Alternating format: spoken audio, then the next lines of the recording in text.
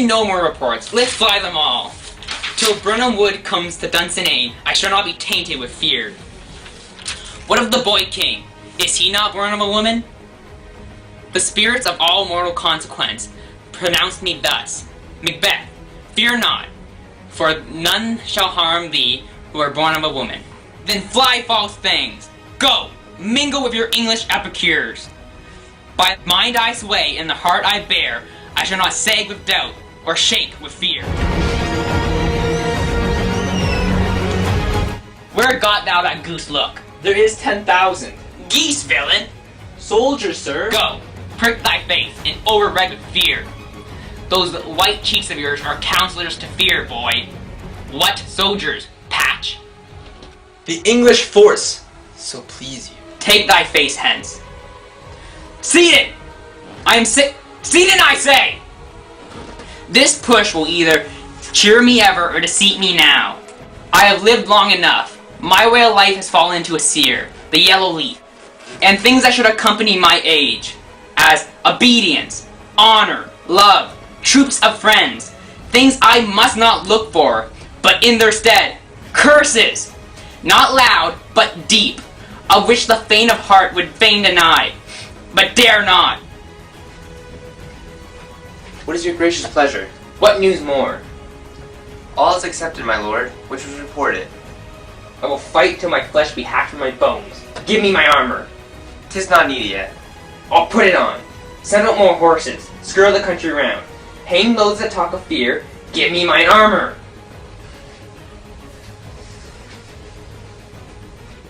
Ah, doctor, how does your patient? Not so sick, my lord, as she has thick coming fancies that keep her from her rest. Cure her of that. Canst thou not minister a mind disease? Pluck from the memory a rooted sorrow, raise out the ridden troubles of the brain, and with some sweet oblivious antidote, cleanse the stuff, bosom of perilous stuff. What weighs upon the heart? Therein the patient must minister for himself. Oh, toss physics to the dog, I'll have none of it. If thou couldst, doctor, cast the water off my land, find her disease, and purge it to a sound and pristine health, I will applaud thee to the very echo that should applaud again. Pull it off, I say.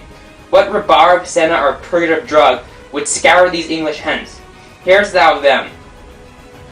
Ah, my good lord, your royal preparation makes us hear something.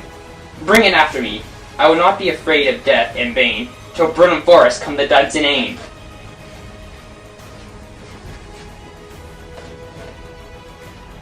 Hang our banners on the castle walls. The cry is still, they come.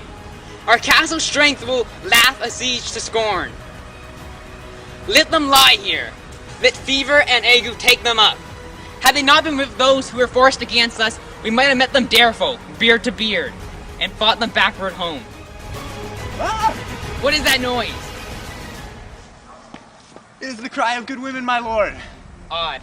I had almost forgotten the taste of fears. There was a time where a night shriek would freeze my senses, as if life was ending. I have supped, full of horrors. Direness, familiar to my murderous thoughts, cannot once start me. Seaton, wherefore was that cry? The queen is dead, my good lord. She would have died hereafter. There would have been a time for such a word. Tomorrow, and tomorrow, and tomorrow, creeps this petty pace from day to day. And all of yesterdays have just lighted for fools on their way to their dusty death. Out, out, brief candle. Life's but a shadow. A poor player who frets and struts on stage for an hour and then is heard no more. It's a story told by an idiot, full of sound and fury, signifying nothing. As I stood on my hill, I saw Birnam Wood move. Liar and slave! Let me endure your wrath if I must. I say I saw a moving grove. If you speak false, I shall hang you upon the next tree. If you speak true, I care not if you do the same for me. The witches said, fear not, till Birnam Wood comes to Dunsinane. And now Wood does come to Dunsinane. Arm! Arm out! What he says is true. There is no flying hence, nor towering here. I begin to be weary of the sun, and wish the estate were now undone. Ring the alarm bell! Blow wind, come wrath! At least we die with harness on our back!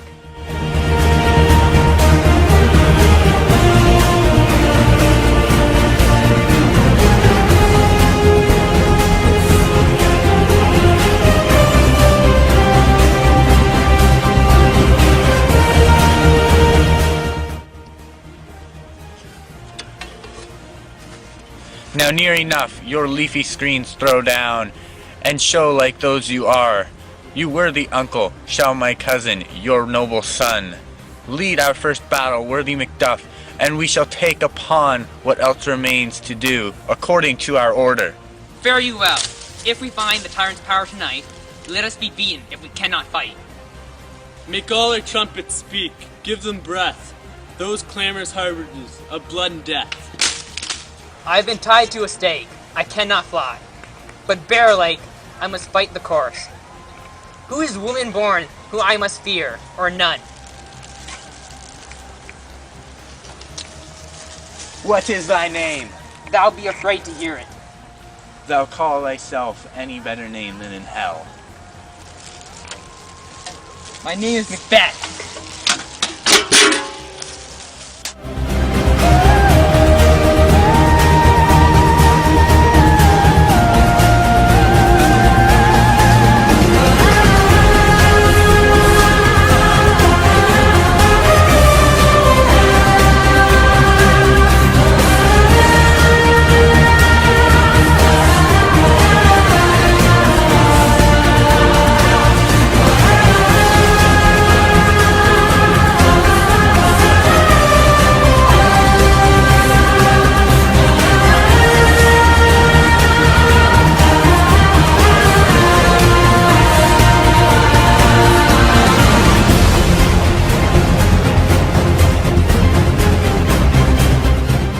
I was born of a woman, but sword smiled at me, and weapons scorned to laugh. Brandished by a man, of woman born.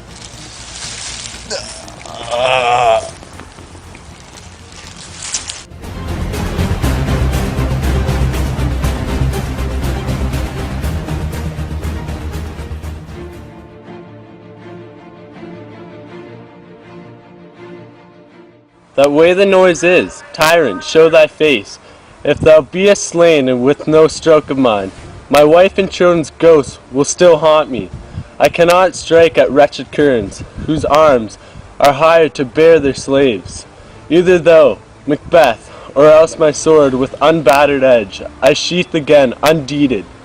There shouldst be, by this great clatter, one of greatest note seems brooded. Let me find him, fortune, and more I beg not. Why should I play the Roman fool and die upon my own sword, when there are those who live that the gaseous would do much better upon? Turn, hellhound, turn! Macduff, of all men else I have avoided thee, but get back, for my soul is already too charged with the blood of thine. I have no words. My voice is my sword. Thou bloodier villain, then terms can give thee out.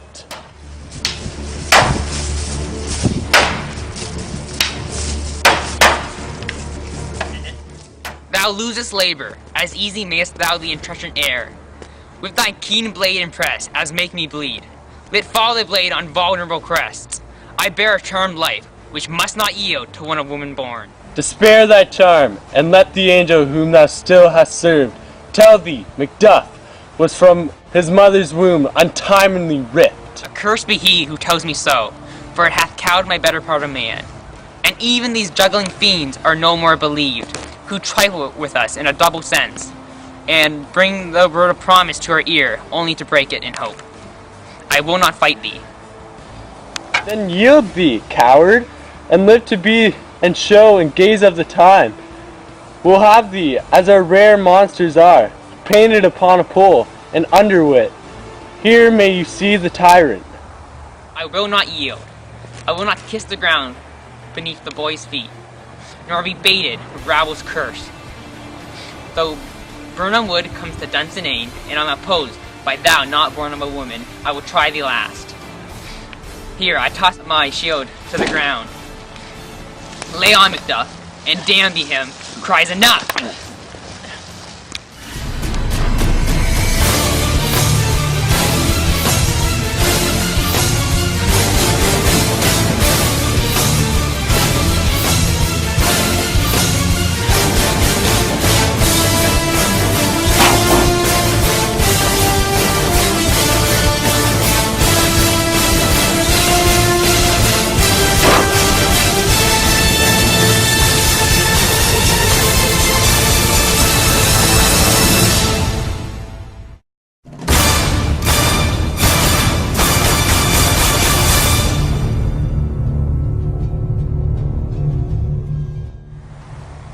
king, for so thou art. Behold, where stands the usurper's cursed head. The time is free. I see the compass with my kingdom's pearl, that speak my salutation in their minds, whose voices I desire aloud with mine. Hail, King of Scotland! Gracious my lord, I have something to tell you, but I don't know how to. I wish the friends we missed were safe arrived. The sun must go off, and yet a day like today is not cheaply bought.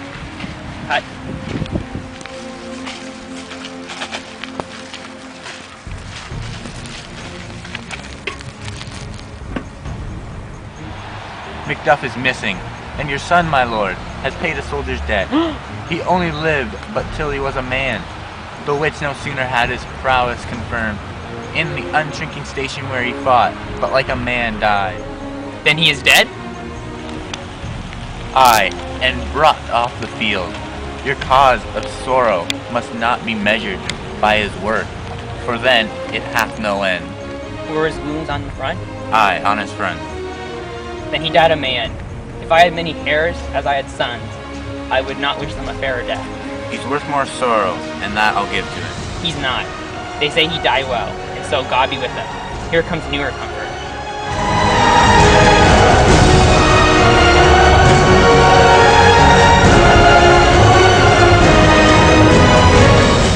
Shall not spend a large expense of time before we reckon with our several loves, and make us even with you, my thanes and kinsmen.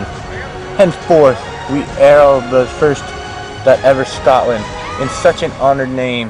What's more to do, which would be planted newly with the time, as calling home our exiled friends aboard that fled the snares and watchful Trinany, producing forth and crown ministers of this dead butcher and his friend-like queen, who as 'tis thought by self and violent hands took off her life. This and what needed else that calls upon us by gracer of grace, we shall perform in measured time and place.